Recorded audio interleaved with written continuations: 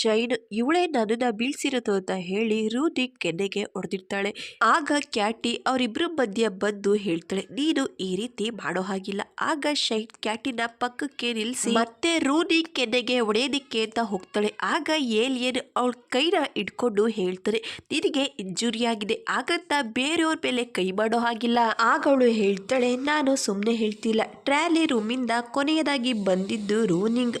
ಆಗ ಕ್ಯಾಟಿ ಹೇಳ್ತಾಳೆ, ಹಾಗಂತ ರೂನಿಂಗ್ ಮೇಲೆ ಈ ರೀತಿ ಅಪವಾದ ಹೇಳೋದು ಸರಿಯಲ್ಲ. ಆಗ ಏಮಿಯೋ ಹೇಳ್ತಾನೆ, ಸತ್ಯ ಏನು ಅನ್ನೋದನ್ನ ನಾನು ಕಂಡುಹಿಡಿತೀನಿ. ಆಗ ಶೈನ್ ಕೇಳ್ತಾಳೆ, ನೀನು ಸತ್ಯ ಕಂಡುಹಿಡಿತೀಯ? ಕಾಲೇಜಲ್ಲಿ ಎಲ್ರಿಗೂ ಗೊತ್ತು ನೀನು ರೂನಿಂಗ್ನ ಇಷ್ಟಪಡ್ತಿದ್ಯಾ ಅಂತ. ಆಗಂದ್ಮೇಲೆ ನೀನು ಹೇಗೆ ಅವಳ ವಿರುದ್ಧವಾಗಿ ಮಾತಾಡ್ತೀಯಾ? ಈ ವಿಷಯದಲ್ಲಿ ನಾನು ಒಬ್ಳೇ ಇಲ್ಲ, ಏಮಿಯೋ ಕೂಡ ಇದ್ದಾನೆ. ಏಮಿಯೋ, ನೀನು ಎಲ್ರಿಗೂ ಸತ್ಯ ಹೇಳು. ಅವತ್ ರಾತ್ರಿ ಟ್ರಾಲಿ ರೂಮಲ್ಲಿ ರೂನಿಂಗ್ ಒಬ್ಳೇ ಇದ್ಲು ಅಂತ. ಆಗ ರೂನಿಂಗ್ ಅಳ್ತಾ ಏಮಿಯೋ ಕಡೆ ನೋಡ್ತಾ ಇರ್ತಾಳೆ. ಆಗ ಏಮಿಯೋ ಹೇಳ್ತಾನೆ, ರೂನಿಂಗ್ ಯಾವತ್ತೂ ಕೂಡ ಈ ರೀತಿ ಮಾಡೋದಕ್ಕೆ ಸಾಧ್ಯನೇ ಇಲ್ಲ. ಆಗ ಶೈನ್ ಅಳ್ತಾ ಕೇಳ್ತಾಳೆ, ನೀನು ಯಾಕೆ ಯಾವಾಗಲೂ ನಮ್ಮಿಬ್ರನ್ನು ಒಂದೇ ರೀತಿ ಟ್ರೀಟ್ ಮಾಡಲ್ಲ? ರೂನಿಂಗ್ ಆ ರೂಮಲ್ಲಿದ್ಲು ಅಂತ ಎಲ್ರಿಗೂ ಸತ್ಯ ಹೇಳು. ಆಗ ಏಮಿಯೋ ಹೇಳ್ತಾನೆ, ರೂನಿಂಗ್ ಯಾವತ್ತೂ ಕೂಡ ಈ ರೀತಿ ಮಾಡಲ್ಲ. ಆಗ ರೂನಿಂಗ್ ಹೇಳ್ತಾಳೆ, ಹೌದು ನಾನು ಆ ರೂಮಲ್ಲಿದ್ದೆ, ಆದ್ರೆ ನಿನಗೆ ಮೇನ್ ರೋಲ್ ಸಿಕ್ಕಿರೋದ್ರಿಂದ ನನ್ಗೆ ಯಾವುದೇ ರೀತಿ ಜಲಸಿ ಆಗಿಲ್ಲ. ಒಂದು ರೋಲ್ಗಾಗಿ ಒಬ್ರು ಜೀವನ ತೆಗೆಯಷ್ಟು ಸ್ಟುಪಿಡಲ್ಲ ನಾನು. ಆಗ ಶೈನ್ ಮತ್ತೆ ರೂನಿಂಗ್ಗೆ ಹೊಡೆಯೋದಿಕ್ಕೆ ಅಂತ ಹೋಗ್ತಾಳೆ.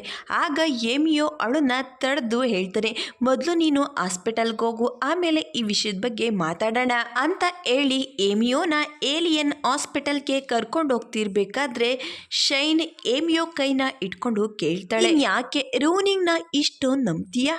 ಆಗ ಏಮಿಯೋ ಕೋಪದಿಂದ ಶೈನ್ ಕಡೆ ನೋಡ್ತಾನೆ. ಆಗವಳು ಏಮಿಯೋ ಕೈನ ಬಿಟ್ಟು ಹಿಂದೆ ಹೋಗ್ತಾಳೆ. ಅದೇ ಸಮಯದಲ್ಲಿ ಅಲ್ಲೇ ಇದ್ದ ಇಬ್ರು ಹುಡುಗಿರು ರೂನಿಂಗ್ ಬಗ್ಗೆ ಮಾತಾಡೋದಕ್ಕೆ ಶುರು ಮಾಡ್ತಾರೆ. ಇವಳು ಎಷ್ಟು ಕೆಟ್ಟವಳು, ಶೈನ್ ಜೊತೆ ಈ ರೀತಿ ನಡ್ಕೊಂಡಿದ್ದಾಳೆ. ಆಗ ಕ್ಯಾಟಿ, ನನ್ನ ಫ್ರೆಂಡು ನಿರ್ದೋಷಿ, ಇದರಲ್ಲಿ ಅವಳದ್ದು ಯಾವುದೇ ತಪ್ಪಿಲ್ಲ. ಆದ್ರೂ ಕೂಡ ಅವ್ರು ಯಾರು ಕೂಡ ಕ್ಯಾಟಿ ಮಾತನ್ನ ನಂಬೋದಿಲ್ಲ. ನೆಕ್ಸ್ಟ್ ಸೀನಲ್ಲಿ ರೂನಿಂಗ್ ಸೈಲೆಂಟ್ ಆಗಿ ಕೂತಿರ್ತಾಳೆ. ಅಲ್ಲಿಗೆ ಕ್ಯಾಟಿ ಬರ್ತಾಳೆ. ಅವಳು ತುಂಬಾನೇ ಕೋಪದಲ್ಲಿ ಇರ್ತಾಳೆ. ಶೈನ್ಗೆ ಸರಿಯಾಗಿ ಬುದ್ಧಿ ಕಲಿಸ್ಬೇಕು ಅಂತ ಹೇಳ್ತಾಳೆ. ಆಗ ರೂನಿಂಗ್ ಅವಳನ್ನ ಸೈಲೆಂಟ್ ಆಗಿ ಇರೋದಕ್ಕೆ ಹೇಳ್ತಾಳೆ. ಅಷ್ಟರಲ್ಲಿ ರೂನಿಂಗ್ಗೆ ಸ್ಟೂಡೆಂಟ್ ಕೌನ್ಸಿಲರಿಂದ ಕಾಲ್ ಬರುತ್ತೆ. ಅವ್ರ ಮಾತು ಕೇಳಿ ಅವಳಿಗೆ ಶಾಕ್ ಆಗುತ್ತೆ. ಮತ್ತೊಂದು ಕಡೆ ರೂನಿಂಗ್ ಅಮ್ಮಂಗೆ ಕಾಲೇಜ್ ಪ್ರಿನ್ಸಿಪಲ್ ಇಂದ ಕಾಲ್ ಬಂದಿರುತ್ತೆ. ರೂನಿಂಗ್ ಬಗ್ಗೆ ಎಲ್ಲ ವಿಷಯನೂ ಹೇಳ್ತಾರೆ. ಆದ್ರೆ ಅವರಮ್ಮ ನನ್ನ ಮಗಳು ಈ ರೀತಿ ಮಾಡೋದಕ್ಕೆ ಸಾಧ್ಯನೇ ಇಲ್ಲ ಅಂತ ಹೇಳಿ ಅವ್ರ ಮಾತನ್ನ ನಂಬೋದಕ್ಕೆ ತಯಾರಿರಲ್ಲ. ಅಷ್ಟರಲ್ಲಿ ಅಲ್ಲಿಗೆ ರೂನಿಂಗ್ ಕೂಡ ಬರ್ತಾಳೆ. ಅವಳು ಯಾವ ರೀತಿ ನಡ್ಕೋತಾಳೆ ಅಂದ್ರೆ ಏನು ಹಾಗೇ ಇಲ್ಲ, ಎಲ್ಲ ಸರಿಯಾಗಿದೆ ಅನ್ನೋ ರೀತಿ ನಡ್ಕೋತಾಳೆ. ಅವ್ರ ಅಮ್ಮಂಗೆ ತಿನ್ನೋದಿಕ್ಕೆ ಏನಾದ್ರೂ ಇದ್ರೆ ಕೊಡಿ ಅಂತ ಕೇಳ್ತಾಳೆ. ರೂನಿಂಗ್ ಅಮ್ಮಂಗೆ ಅವಳನ್ನ ನೋಡಿ ಅವರಿಗೆ ಆಶ್ಚರ್ಯ ಆಗುತ್ತೆ. ಮತ್ತೊಂದು ಕಡೆ ಶೈನ್ ರೂಮಲ್ಲಿ ಇರ್ತಾಳೆ. ಅವರಮ್ಮ ಕಾಲ್ ಮಾಡಿರ್ತಾರೆ. ಮಿಸ್ ಮೆಂಗ್ ಅವ್ರ ಅಮ್ಮಂಗೆ ಎಲ್ಲಾ ವಿಷಯನೂ ಹೇಳಿರ್ತಾರೆ. ಶೈನ್ಗೆ ಹೇಳ್ತಾರೆ, ರೂನಿಂಗ್ ಮೇಲೆ ಕೊಟ್ಟಿರೋ ಕಂಪ್ಲೇಂಟ್ ಅನ್ನ ವಾಪಸ್ ತಗೋ. ಚಿಕ್ಕ ವಯಸ್ಸಿಂದ ನೀವಿಬ್ರು ಜೊತೆಲಿ ಬೆಳೆದಿದ್ದೀರಾ. ರೂನಿಂಗ್ ಏನು ಅಂತ ನನಗೆ ಚೆನ್ನಾಗಿ ಗೊತ್ತು. ಅವಳು ಯಾವತ್ತೂ ಕೂಡ ನಿನ್ಗೆ ಹರ್ಟ್ ಮಾಡೋದಿಲ್ಲ. ಶೈನ್ಗೆ ಅವ್ರ ಅಮ್ಮನ ಮಾತು ಕೇಳಿ ತುಂಬಾನೇ ಬೇಜಾರಾಗುತ್ತೆ. ರೂನಿಂಗ್ ಮೇಲೆ ಅವರಿಗೆ ಎಷ್ಟು ನಂಬಿಕೆ ಇದೆ ಅಂತ ಯೋಚನೆ ಮಾಡ್ತಾ ತಲೆನೋವು ಅಂತ ಹೇಳಿ ಕಾಲ್ನ ಕಟ್ ಮಾಡಿ ರೂಮಲ್ಲಿದ್ದ ಬಲೂನ್ಸ್ ಎಲ್ಲಾನು ಹೊರಗಡೆ ಬಿಸಾಕ್ತಾಳೆ. ಮತ್ತೊಂದು ಕಡೆ ರೂನಿಂಗ್ ಲ್ಯಾಪ್ಟಾಪ್ನ ಓಪನ್ ಮಾಡಿಕೊಂಡು ಅವಳ ಬಗ್ಗೆ 8 ಕಮೆಂಟ್ಸ್ ಮಾಡಿರೋದನ್ನೆಲ್ಲ ಓದ್ತಾ ಇರ್ತಾಳೆ. ಎಲ್ಲರೂ ಅನ್ಕೊಂಡಿರ್ತಾರೆ ರೂನಿಂಗ್ಗೆ ಇದನ್ನೆಲ್ಲ ಮಾಡಿರೋದು ಅಂತ. ಆ ಕಮೆಂಟ್ಸನ್ನೆಲ್ಲ ಓದಿ ಅವಳಿಗೆ ತುಂಬಾನೇ ಟೆನ್ಷನ್ ಆಗುತ್ತೆ. ಅದೇ ಸಮಯಕ್ಕೆ ಅವ್ರ ತಂದೆಯಿಂದ ಕಾಲ್ ಬರುತ್ತೆ. ಎಲ್ಲ ವಿಷಯನೂ ಮರೆತು ಖುಷಿಯಾಗಿ ಅವ್ರ ಜೊತೆ ಮಾತಾಡ್ತಾಳೆ. ನಾವೀಗ ಹಾಸ್ಪಿಟಲ್ ಸೀನ್ನ ನೋಡ್ತೀವಿ. ಏಲಿಯನ್ ರೂನಿಂಗ್ ಬಗ್ಗೆ 8 ಕಮೆಂಟ್ಸ್ ಬಂದಿರೋದನ್ನೆಲ್ಲ ಓದ್ತಾ ಏಮಿಯೋನ ಕೇಳ್ತಾನೆ, ನಿನ್ಗೆ ಇದ್ರ ಬಗ್ಗೆ ಏನನ್ಸುತ್ತೆ? ರೂನಿಂಗ್ ಇದನ್ನೆಲ್ಲ ಮಾಡಿರ್ತಾಳ. ಶೈನ್ ರೂನಿಂಗ್ ಮಧ್ಯ ಯಾವಾಗ್ಲೂ ಜಗಳ ನಡೀತಾನೆ ಇರುತ್ತೆ. ಆಗ ಏಮಿಯೋ ಹೇಳ್ತಾನೆ, ರೂನಿಂಗ್ ಬಗ್ಗೆ ಈ ರೀತಿ ಯೋಚನೆ ಮಾಡೋದಕ್ಕೆ ಹೇಗ್ ಸಾಧ್ಯ?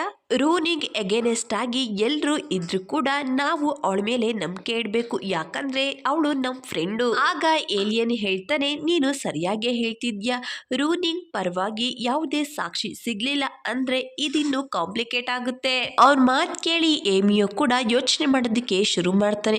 ಮತ್ತೊಂದ್ ಕಡೆ ರೂನಿಂಗ್ ಅವ್ರ ಅಮ್ಮನ್ನ ಹುಡುಕ್ತಾ ಬರ್ತಾಳೆ. ಅವ್ರೆಲ್ಲೂ ಕೂಡ ಕಾಣಿಸೋದಿಲ್ಲ. ಟೇಬಲ್ ಮೇಲೆ ಊಟ ಇರುತ್ತೆ. ಆ ಊಟನ ತಗೊಂಡು ಡೈರೆಕ್ಟ್ ಆಗಿ ಹಾಸ್ಪಿಟಲ್ಗೆ ಬಂದು ಅವನಿಗೆ ಅವನಿಗೆ ತಿನ್ನೋದಿಕ್ಕೆ ಕೊಡ್ತಾಳೆ. ಮೊದಲು ಏಮಿಯೋ ರೂನಿಂಗ್ನ ಹಾಸ್ಪಿಟಲ್ ನೋಡಿ ಅವನಿಗೆ ಸರ್ಪ್ರೈಸ್ ಆಗುತ್ತೆ. ಅವಳು ಕೊಟ್ಟಿರೋ ಊಟನ ತಿಂತಾ ಇರ್ತಾನೆ. ರೂನಿಂಗ್ನ ಕೇಳ್ತಾನೆ, ನೀನ್ ಯಾವಾಗ್ಲಿಂದ ಇಷ್ಟು ಒಳ್ಳೆ ಹುಡುಗಿಯಾದೆ, ನನಗೆ ತಿನ್ನೋದಿಕ್ಕೆ ಊಟ ತಗೊಂಡು ಬಂದಿದ್ಯಾ? ಅಷ್ಟರಲ್ಲಿ ರೂನಿಂಗ್ಗೆ ಅವ್ರ ಅಮ್ಮನಿಂದ ಕಾಲ್ ಬರುತ್ತೆ. ಅವರು ಕೇಳ್ತಾರೆ, ಟೇಬಲ್ ಮೇಲಿದ್ದ ಊಟನ ಎಲ್ಲಿಗೆ ತಗೊಂಡೋದೆ? ಅದನ್ನ ತಿನ್ಬೇಡ, ಅದು ನಾಯಿ ಊಟ. ಅವ್ರ ಮಾತು ಕೇಳಿ ಅವಳಿಗೆ ಶಾಕ್ ಆಗುತ್ತೆ. ಏಮಿಯೋ ಕಡೆ ನೋಡ್ತಾಳೆ. ಏಮಿಯೋ ಎಂಜಾಯ್ ಮಾಡ್ತಾ ಊಟ ಮಾಡ್ತಿರ್ತಾನೆ. ಆಗ ಅವಳು ಹೇಳ್ತಾಳೆ, ಅಮ್ಮ ನೀವೇನು ಯೋಚನೆ ಮಾಡ್ಬಿಡಿ, ಅದು ಸರಿಯಾದ ಜಾಗಕ್ಕೆ ಸೇರಿದೆ ಅಂತ ಹೇಳಿ ಕಾಲ್ನ ಕಟ್ ಮಾಡ್ತಾಳೆ. ಏಮಿಯೋ ರೂನಿಂಗ್ಗೆ ತಿನ್ನೋದಿಕ್ಕೆ ಅಂತ ಊಟ ಕೊಡೋದಿಕ್ಕೆ ಹೋಗ್ತಾನೆ. ಆಗ ಅವಳು, ಬೇಡ ಇದನ್ನ ನೀನೇ ತಿನ್ನು, ಯಾಕಂದ್ರೆ ನೀನು ಪೇಷಂಟು ಅಂತ ಹೇಳಿ ಇಬ್ರು ಕೂಡ ಒಬ್ರನ್ನ ಒಬ್ರು ರೇಗಿಸ್ಕೊಂಡು ಖುಷಿಯಾಗಿರ್ತಾರೆ. ಅದೇ ಸಮಯಕ್ಕೆ ಏಮಿಯೋ ಅಮ್ಮ ಕೂಡ ಬರ್ತಾರೆ. ಅವರಿಬ್ರು ಜೊತೆಲಿ ಖುಷಿಯಾಗಿರೋದನ್ನ ನೋಡಿ ವಾಪಸ್ ಹೋಗ್ತಾರೆ. ಮತ್ತೊಂದ್ ಕಡೆ ಏಲಿಯನ್ ಯೋಚನೆ ಮಾಡ್ತಿರ್ತಾನೆ, ಏಮಿಯೋ ಯಾವ ರೀತಿ ರೂನಿಂಗ್ ಮೇಲೆ ನಂಬಿಕೆ ಇಟ್ಟಿದ್ದಾನೆ, ನಾನು ಕೂಡ ಅದೇ ರೀತಿ ನಂಬಿಕೆ ಇಡಬೇಕು. ಮೊದಲು ನಾನು ಇನ್ವೆಸ್ಟಿಗೇಷನ್ ಮಾಡಿ ತಿಳ್ಕೋಬೇಕು ಟ್ರ್ಯಾಲಿ ಬೀಳೋದಿಕ್ಕೆ ಏನ್ ಕಾರಣ ಅಂತ. ಮತ್ತೊಂದ್ ಕಡೆ ಪ್ರಿನ್ಸಿಪಲ್ ರೂನಿಂಗ್ ಅಮ್ಮನ ಕಾಲೇಜ್ಗೆ ಬರೋದಕ್ಕೆ ಹೇಳ್ತಾರೆ. ಎಲ್ಲ ಸಾಕ್ಷಿನೂ ರೂನಿಂಗ್ ವಿರುದ್ಧವಾಗೇ ಇದೆ, ಕಾಲೇಜಿಂದ ಅವಳನ್ನ ತೆಗ್ದಾಕ್ಬೇಕು. ಅವ್ರ ಮಾತು ಕೇಳಿ ಮಿಸ್ ಮಿಂಗ್ಗೆ ತುಂಬಾ ಕೋಪ ಬರುತ್ತೆ. ಈ ರೀತಿ ಮಾತಾಡೋದಕ್ಕೆ ಎಷ್ಟು ಧೈರ್ಯ ನಿಮಗೆ? ನನ್ನ ಪವರ್ ಏನು ಅಂತ ಗೊತ್ತಲ್ವಾ? ನಾನು ನಿಮ್ಮ ಮೇಲೆ ಕೇಸ್ ಹಾಕಬಹುದು, ನನಗೆ ಆ ರೈಟ್ಸ್ ಇದೆ, ನನ್ನ ಮಗಳು ಹುಡುಗಾಟ ಆಡಬಹುದು, ಆದ್ರೆ ಯಾರಿಗೂ ಕೂಡ ತೊಂದರೆ ಕೊಡೋದಿಲ್ಲ, ಆ ನಂಬಿಕೆ ನನಗಿದೆ. ನನ್ನ ಮಗಳನ್ನ ಕಾಲೇಜಿಂದ ತೆಗೆದಾಕಿ ಅವ್ರ ಫ್ಯೂಚರ್ನ ಹಾಳು ಮಾಡೋ ರೈಟ್ಸ್ ನ ನಿಮ್ಗೆ ಯಾರು ಕೊಟ್ಟಿದ್ದು? ಆಗ ಪ್ರಿನ್ಸಿಪಲ್ ಮಿಸ್ ಮಿಂಗ್ ಮೇಲೆ ಕೋಪದಿಂದ ಮಾತಾಡೋದಕ್ಕೆ ಶುರು ಮಾಡ್ತಾರೆ. ಅಷ್ಟರಲ್ಲಿ ಅವರಿಗೆ ಬೋರ್ಡ್ ಆಫ್ ಮೆಂಬರ್ ಇಂದ ಕಾಲ್ ಬರುತ್ತೆ. ಅವ್ರು ಹೇಳ್ತಾರೆ, ರೂನಿಂಗ್ ನ ಕಾಲೇಜಿಂದ ತೆಗೆದಾಕೋದಕ್ಕೆ ಸಾಧ್ಯ ಇಲ್ಲ, ಯಾಕಂದ್ರೆ ಇದು ಬೋರ್ಡ್ ಆಫ್ ಮೆಂಬರ್ನ ಡಿಸಿಷನ್. ಫೋನಲ್ಲಿ ಮಾತಾಡಿದ್ಮೇಲೆ ಪ್ರಿನ್ಸಿಪಲ್ ಕೂಲಾಗಿ ಮಾತಾಡೋದಕ್ಕೆ ಶುರು ಮಾಡ್ತಾರೆ. ನಿಮ್ಮ ಪವರ್ ಬೋರ್ಡ್ ಆಫ್ ಮೆಂಬರ್ವರೆಗೂ ಇದೆ ಅಂದಮೇಲೆ ನೀವ್ಯಾಕೆ ಕಾಲೇಜ್ ಹತ್ರ ಬರೋದಿಕ್ಕೋದ್ರಿ? ಪ್ರಿನ್ಸಿಪಲ್ ಮಾತು ಕೇಳಿ ಮಿಸ್ ಮೆಂಗೆ ಆಶ್ಚರ್ಯ ಆಗುತ್ತೆ. ಫೋನ್ ಮಾಡಿದ ವ್ಯಕ್ತಿನ ಮೀಟ್ ಮಾಡೋದಿಕ್ಕೆ ಅಂತ ಬರ್ತಾರೆ. ಅದೇ ಸಮಯಕ್ಕೆ ಅಲ್ಲೇ ಇದ್ದ ಶೈನ್ ಮಿಸ್ ಮೆಂಗ್ನ ನೋಡಿ ಕೂಗ್ತಾಳೆ. ಆದ್ರೆ ಅವರು ಹಿಂದೆ ತಿರುಗಿ ನೋಡೋದಿಲ್ಲ, ಅಲ್ಲಿಂದ ಹೋಗ್ತಾನೆ ಇರ್ತಾರೆ. ಶೈನ್ ಕೂಡ ಅವ್ರನ್ನ ಫಾಲೋ ಮಾಡ್ಕೊಂಡು ಬರ್ತಾಳೆ. ರೂನಿಂಗ್ ಅಮ್ಮಂಗೆ ಸಹಾಯ ಮಾಡಿದ್ದು ಏಮಿಯೋ ತಂದೆ ಮಿಸ್ಟರ್ ಎ ಆಗಿರ್ತಾರೆ. ಆಗ್ಲೇ ಒಂದ್ಸರಿ ನಾನು ಹೇಳಿದ್ದೆ ರೂನಿಂಗ್ ಅಮ್ಮನ್ಗೆ ಬೇರೆ ವಿಷಯ ಇದೆ ಅಂತ, ಅದು ಇದೇ ಆಗಿರ್ತದೆ. ಏಮಿಯೋ ತಂದೆ ರೂನಿಂಗ್ ಅಮ್ಮ ಇಬ್ರು ಕೂಡ ಹಳೆ ಫ್ರೆಂಡ್ಸ್ ಆಗಿರ್ತಾರೆ. ಅದಕ್ಕೆ ಮಿಸ್ಟರ್ ಎ ರೂನಿಂಗ್ ಅಮ್ಮಂಗೆ ಸಹಾಯ ಮಾಡಿರ್ತಾರೆ. ಅವರಿಗೆ ಥ್ಯಾಂಕ್ಸ್ ಹೇಳೋದಿಕ್ಕೆ ಅಂತ ರೂನಿಂಗ್ ಅಮ್ಮ ಬಂದಿರ್ತಾರೆ. ಇಬ್ರು ಹಳೆ ವಿಷಯನ ಮಾತಾಡೋದಕ್ಕೆ ಶುರು ಮಾಡ್ತಾರೆ. ಶೈನ್ ಬಚ್ಚಿಟ್ಕೊಂಡು ಮಿಸ್ಟರ್ ಎ ಫೋಟೋನ ತಗೋತಾಳೆ. ಇವರಿಬ್ರು ಮಧ್ಯೆ ಏನ್ ನಡೀತಿದೆ ಅನ್ನೋದನ್ನ ತಿಳ್ಕೊಬೇಕಾಗಿರುತ್ತೆ. ಮತ್ತೊಂದ್ ಕಡೆ ರೂನಿಂಗ್ ಹಾಸ್ಪಿಟಲ್ ಇಂದ ಹೊರಗಡೆ ಬರ್ತಿದ್ದಾಗೆ ಮಿಸ್ ರಿಂಗ್ ರೂನಿಂಗ್ ಆಗಿ ಕಾಯ್ತಾ ನಿಂತಿರ್ತಾರೆ. ಅವಳ ಜೊತೆ ಒಂಟಿಯಾಗಿ ಮಾತಾಡ್ಬೇಕು ಅಂತ ಹೇಳ್ತಾರೆ. ರೂನಿಂಗ್ ಜೊತೆ ತುಂಬಾನೇ ಮಾತಾಡ್ತಾರೆ. ಅವರು ಕೇಳ್ತಾರೆ, ನಿಮ್ಮಮ್ಮ ನಿನ್ಗೆ ಸರಿಯಾಗಿ ಏನು ಹೇಳ್ಕೊಟ್ಟಿಲ್ವಾ? ನೀನು ಸೋಷಿಯಲ್ ಮೀಡಿಯಾದಲ್ಲಿ ಪಾಪ್ಯುಲರ್ ಆಗೋದ್ರ ಜೊತೆಗೆ ನನ್ನ ಮಕ್ಕಳನ್ನು ಕೂಡ ಪಾಪ್ಯುಲರ್ ಮಾಡ್ತಿದ್ಯಾ? ಆಗ ರೂನಿಂಗ್ ಕೇಳ್ತಾಳೆ, ನೀವ್ ಯಾಕೆ ನನ್ನ ಮೇಲೆ ಇಷ್ಟೊಂದು ಕೋಪ ಮಾಡ್ಕೊಂಡು ಮಾತಾಡ್ತಿದ್ದೀರಾ? ಆಗ ಮಿಸ್ ರಿಂಗ್ ಕೇಳ್ತಾರೆ, ನೀನು ನನ್ನ ಮಕ್ಕಳ ಮೇಲೆ ಅದ್ಯಾವ ಜಾದೂ ಮಾಡಿದ್ಯಾ? ಒಬ್ರು ಬಲೂನ್ ಕೊಟ್ಟು ಸರ್ಪ್ರೈಸ್ ಕೊಟ್ರೆ ಮತ್ತೊಬ್ರು ಅವನ ಕೈ ಮುರ್ಕೊಂಡ್ರು ಕೂಡ ನಿನ್ ಪರವಾಗಿ ಮಾತಾಡ್ತಾನೆ. ಅದಕ್ಕೆ ಹೇಳ್ತಿದ್ದೀನಿ, ನನ್ನ ಮಕ್ಕಳು ಲೈಫಿಂದ ನೀನು ದೂರ ಹೊರಟೋಗು ಅಂತ ಹೇಳಿ ಹೋಗ್ತಿರ್ಬೇಕಾದ್ರೆ ಆಕರು ನಿಂಗ್ ಮಿಸ್ ರಿಂಗ್ ನ ನಿಂತ್ಕೊಳ್ಳಿ ಅಂತ ಹೇಳಿ ಹೇಳ್ತಾಳೆ. ನಮ್ಮಮ್ಮ ನನಗೆ ಏನನ್ನು ಹೇಳ್ಕೊಟ್ಟಿಲ್ಲ ಅಂತ ಹೇಳಿದ್ರಿ, ಆದ್ರೆ ನಮ್ಮಮ್ಮ ಪ್ರಪಂಚದಲ್ಲಿ ಎಲ್ರಿಗಿಂತ ಬೆಸ್ಟ್ ಮಾಮ್. ಯಾಕಂದ್ರೆ ನಮ್ಮಮ್ಮ ಯಾವ ಮಕ್ಕಳು ಮುಂದೆಲೂ ಅವ್ರ ತಾಯಿ ಬಗ್ಗೆ ಈ ರೀತಿ ಮಾತಾಡೋದಿಲ್ಲ, ನೀವು ಮಾತಾಡ್ತಿರೋ ಹಾಗೆ ಅಂತ ಹೇಳಿ ಅಲ್ಲಿಂದ ಹೊರಟೋಗ್ತಾಳೆ. ಮಿಸ್ ರಿಂಗ್ಗೆ ಮಾತ್ರ ತುಂಬಾನೇ ಕೋಪ ಬರುತ್ತೆ. ಮತ್ತೊಂದ್ ಕಡೆ ಶೈನ್ ಏಲಿಯನ್ನ ನೋಡ್ತೀವಿ. ಶೈನ್ಗೆ ಅರ್ಥ ಮಾಡಿಸೋದಕ್ಕೆ ಟ್ರೈ ಮಾಡ್ತಾನೆ. ಟ್ರ್ಯಾಲಿ ಯಾಕೆ ಬಿದ್ದೋಗಿದೆ ಅಂದ್ರೆ ಅದು ತುಂಬಾನೇ ಹಳೇದಾಗಿದೆ, ಅದ್ರ ಬಗ್ಗೆ ಯಾರು ಕೂಡ ಗಮನ ಕೊಟ್ಟಿಲ್ಲ. ಈ ವಿಷಯದಲ್ಲಿ ರೂನಿಂಗ್ ಯಾವುದೇ ತಪ್ಪು ಮಾಡಿಲ್ಲ. ಆನ್ಲೈನ್ ನಲ್ಲಿ ರೂನಿಂಗ್ ಪರವಾಗಿ ಏಡ್ಸ್ ಕಮೆಂಟ್ ಬರ್ತಿದೆ, ಅವರೆಲ್ರಿಗೂ ಹೇಳು ರೂನಿಂಗ್ದು ಯಾವುದೇ ತಪ್ಪಿಲ್ಲ. ಆಗ ಶೈನ್ ಕೇಳ್ತಾಳೆ, ಟ್ರ್ಯಾಲಿ ಹಳೇದಾಗಿದ್ರೆ ರೂನಿಂಗ್ ಹತ್ತಿದಾಗ ಯಾಕೆ ಬೀಳಿಲ್ಲ ಅವಳು? ನಾನೇ ಅನ್ಲಕ್ಕಿ ಅನ್ಸುತ್ತೆ, ನಾನು ಮೇಲ್ಗಡೆ ಹತ್ತುತ್ತಿದ್ದಾಗೆ ಟ್ರ್ಯಾಲಿಯಿಂದ ಕೆಳಗಡೆ ಬಿದ್ದೋದೆ. ಆದ್ರೆ ನಾನು ಈ ವಿಷಯನ ಯಾರಿಗೂ ಹೇಳೋದಿಲ್ಲ, ಯಾಕಂದ್ರೆ ನಾನು ರೂನಿಂಗ್ ಫ್ರೆಂಡ್ ಅಲ್ಲ ಅಂತ ಹೇಳ್ತಾಳೆ. ಅವಳ ಮಾತು ಕೇಳಿ ಎಲಿಯೋ ಸೈಲೆಂಟ್ ಆಗ್ತಾನೆ. ರೂನಿಂಗ್ ಅವ್ರ ಅಮ್ಮನ ಜೊತೆ ತುಂಬಾ ಚೆನ್ನಾಗಿ ಟೈಮ್ ಸ್ಪೆಂಡ್ ಮಾಡ್ತಿರ್ತಾಳೆ. ಆಗ ಅವರು ಹೇಳ್ತಾರೆ, ನಿನ್ನ ನಿನ್ನ ಅಂಕಲ್ ಮನೆಗೆ ಕಳಿಸ್ಬೇಕು ಅನ್ಕೊಂಡಿದ್ದೀನಿ. ಅವ್ರ ಮಾತು ಕೇಳಿ ರೂನಿಂಗ್ಗೆ ತುಂಬಾನೇ ಖುಷಿ ಆಗುತ್ತೆ. ಅದೇ ಸಮಯ ಅಲ್ಲಿಗೆ ಶೈನ್ ಬಂದು ರೂನಿಂಗ್ ನಿನ್ ಜೊತೆ ಮಾತಾಡ್ಬೇಕು ಅಂತ ಕರ್ಕೊಂಡೋಗಿ ಕೇಳ್ತಾಳೆ, ನೀನು ಏಮಿಯೋಗೆ ಏನು ಹೇಳಿದ್ಯಾ? ಅವನು ನನ್ನ ಜೊತೆ ಪರ್ಫಾರ್ಮೆನ್ಸ್ ಮಾಡೋದಕ್ಕೆ ರೆಡಿ ಇಲ್ಲ. ಅವಳ ಮಾತು ಕೇಳಿ ರೂನಿಂಗ್ಗೆ ಶಾಕ್ ಆಗುತ್ತೆ. ಅವಳು ಕೇಳ್ತಾಳೆ, ನಾನು ಏಮಿಯೋಗೆ ಏನನ್ನು ಕೂಡ ಹೇಳಿಲ್ಲ.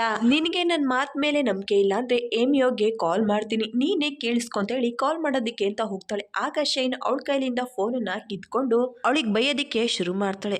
ಆಗ ರೂನಿಂಗ್ ಜೋರಾಗಿ ಕೂಗ್ತಾ, ಸಾಕ್ ನಿಲ್ಸು, ನಿಂದು ಜಾಸ್ತಿ ಆಯ್ತು. ನಿನ್ಗೆ ಏನನ್ಸುತ್ತೆ?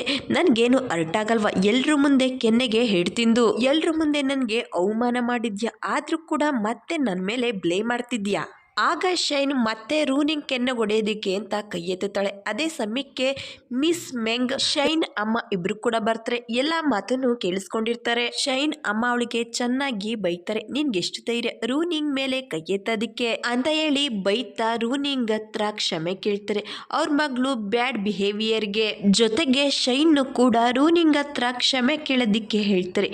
ಆಗ ಮಿಸ್ ಮೆಂಗ್, ಕ್ಷಮೆ ಕೇಳೋದೇನು ಬೇಡ, ಸಮಯ ಕಳೀತಾ ಇದ್ದಾಗೆ ಎಲ್ಲ ಸರಿ ಹೋಗುತ್ತೆ. ಆದ್ರೆ ಶೈನ್ ಅಮ್ಮ ಅವ್ರ ಮಾತನ್ನ ಕೇಳೋದಿಕ್ಕೆ ತಯಾರೇ ಇರೋಲ್ಲ. ಯಾಕಂದ್ರೆ ಮೊದ್ಲಿಂದಲೂ ತಪ್ಪು ಮಾಡ್ತಾ ಇರೋದು ಶೈನ್ ಆಗಿರ್ತಾಳೆ.